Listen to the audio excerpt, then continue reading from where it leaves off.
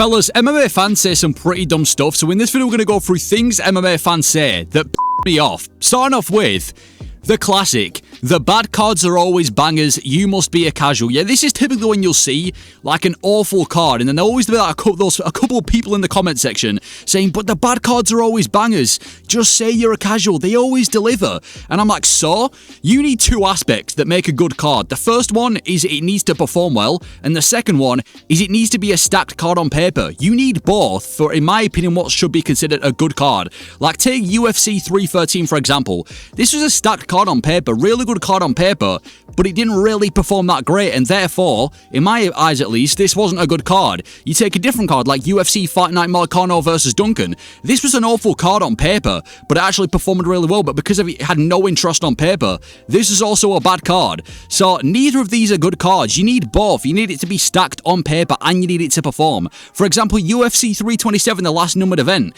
this was a stacked card and it performed well, and therefore I take away from this card with it being a really good event. So at least with stacked cards, there's a good chance it will perform, whereas with a poor card on paper, it's automatically weak because you know there's no interest going into it.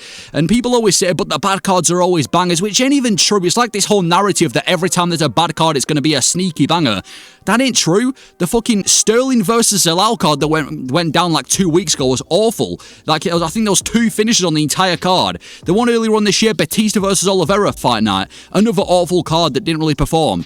And the same way that most fans don't care about Cage Warriors or LFA or ACA, and it's because they're full of nobodies, but they do have a lot of interest in cards like, you know, Diaz versus Perry and Rousey versus Carano MVP because they're big names. So criticism as well doesn't make you a casual. If we glaze the UFC, they'll never improve. Next one is going to be that blank is higher than Khabib.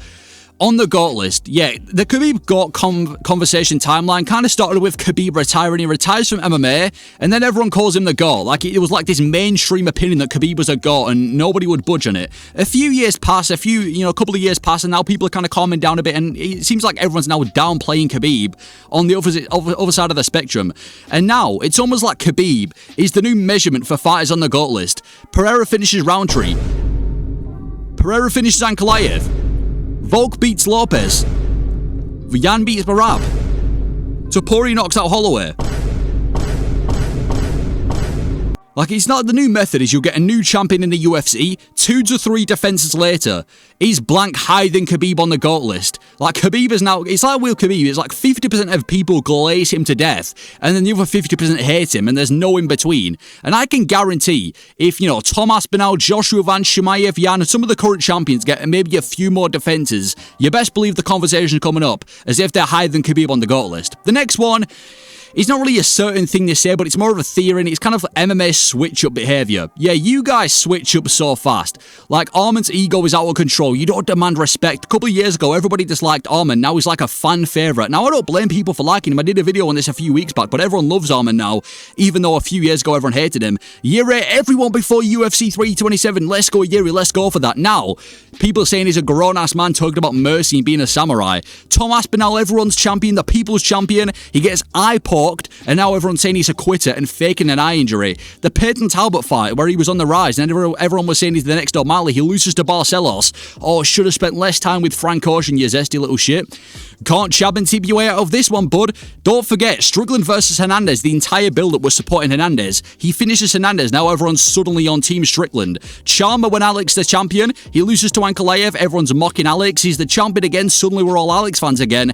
Diego Lopez, everyone loves Lopez, he loses to Volk again, and now everybody's bored of him. And the best example, I think, is Magomed Ankalaev. Like, when Ankalaev was a champion, all of a sudden he had a bunch of fans on his name, and now that he's been knocked out by Poatan, I don't think I've seen a single Ankalaev fan since UFC 320 when he got knocked out. So I think Ankalaev's the perfect example, and I think this is an accurate representation of most MMA fans. We have a very short attention span. We get bored very quickly. When a certain fighter has been getting too much shine for so long, it'll literally take anything for MMA fans to switch up on them. Then we've got this whole 2-3 years Dagestan and forget thing. Yeah, Makachev obviously had that 2 to 3 years Dagestan and forget quite a few years back, and this was funny And then it's just been massively overused. I don't see how grown men, like, there's no way these are functional human beings spamming this in nearly every comment section, genuinely finding it funny. Like, this same comment kind of thing is spammed everywhere with thousands of likes. And I'm like, how? There's no way you find this funny. Like, don't get me wrong, I like Makhachev. I think he's actually, like I said, one of the fighters, one of the champions with more personality. And I do find him funny in his own right. But when people spam these quotes, I mean, they've literally started making merch about 2 to 3 years of Dagestan and forget as if it's like some crazy quote. I just don't understand it. Like, the whole vocab is unfunny. Like, smesh, 2-3 years Dagestan, who gave him black belt, me, but we must check. It's like everyone's got this fascination with broken English, and now every time Makhachev speaks in broken English, it's suddenly this hilarious quote that we need to plaster everywhere, and in some cases make merch about. And it ain't even Russian fans, it's a different type of fan doing this. So, this whole 2 to 3 years Dagestan and forget, I found it funny for about 2 weeks, then the second that it's been spammed everywhere, I don't know if MMA fans kind of unify and make this a funny thing, but I've never cracked a smile at it since. I find it painfully unfunny. Then we've got everyone calling every card trash, no matter what. This is kind of like the opposite to the first take, but it's where they call every card trash. And I couldn't understand cards like Burns versus Mallet and Sterling versus Zalal and Moicano versus Duncan. I can understand people hating on them because they are actually trash. But when you get cards like UFC Perth, people calling it pathetic, and even the UFC White House card, I want to kind of dig into the White House card. This has to be one of the most overhated cards in UFC history. Now, don't get me wrong, I also, listen, this is overhyped. I completely agree. Dana White hyped this up as if it was going to be the next greatest card, and it wasn't. And it is also too short. There's no prelims. There's only, I think, 7. How many fights is there on the card? I don't know. I think 7 fights on the card. But this is not a bad card. You've got Topuria versus Gaethje, Garn versus Pereira, O'Malley Zahabi, Hoofy Chandler, Lopez Garcia, Lewis Hockett, Nickel Dorcas, all on one card. This is a fire card. If this had a set of prelims, even if there were shit prelims, this would probably be the greatest card of all time.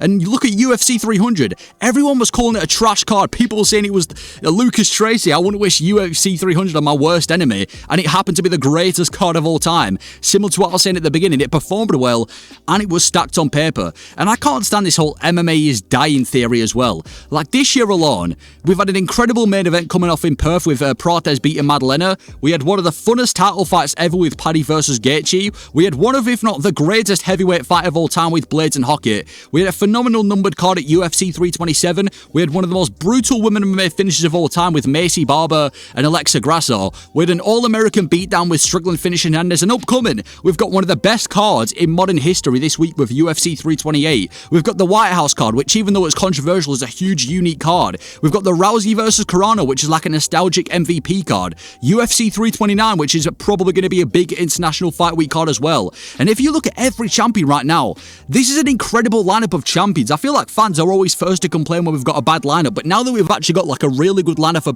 of champions, no one's been grateful. Now, listen, I'm not trying to glaze the UFC. I understand. This isn't like a champion lineup of GOATs, and we aren't in the McGregor era. We aren't in prime UFC. I totally get that. But to say he's dying is a complete reach. Next one we've got is wrestlers are ruining the sport.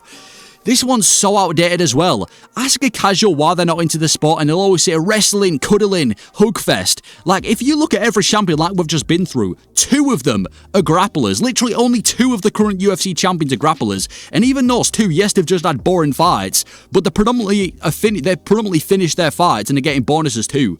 Like, you look at the last 8 UFC events, striking KO in the last one. Before that, grappling. Before that, striking with a KO. Before that, striking with a KO. Before that, grappling. Before that, striking with a KO. Before that, striking. Before that, striking. Like 75% of the UFC nowadays is striking. Look at the UFC Perth card. Every fight on the main card was striking, and the majority of them were knockouts too. The card before that, the main card was mainly striking. The card before that, the main card was mainly striking. Like, I don't understand this whole narrative that wrestlers are ruining the sport as if the majority of UFC champions are laying prey wrestlers.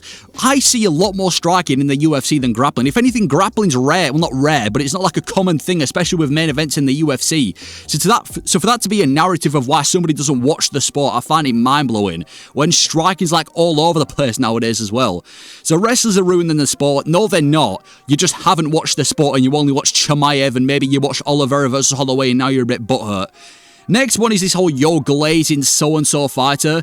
Yeah, Carlos Prates looked insane. Glaze. Aspinall's the most skilled heavyweight of all time. Glaze. Pereira's one of the scariest MMA fighters we've ever seen in MMA. Glaze. PT Yan is insanely skilled. Shamil Gazier's a go. This is just a quick one I'm going to add. It is just like every time you support a fighter or just support anything to do with the UFC, you're now glazing it, which I think is kind of annoying. But those are just some things that MMA fans say on a frequent basis that I find kind of annoying. Let me know if you agree, if I've missed anything out, because I'm sure I have. Let me know your thoughts. Thank you for watching.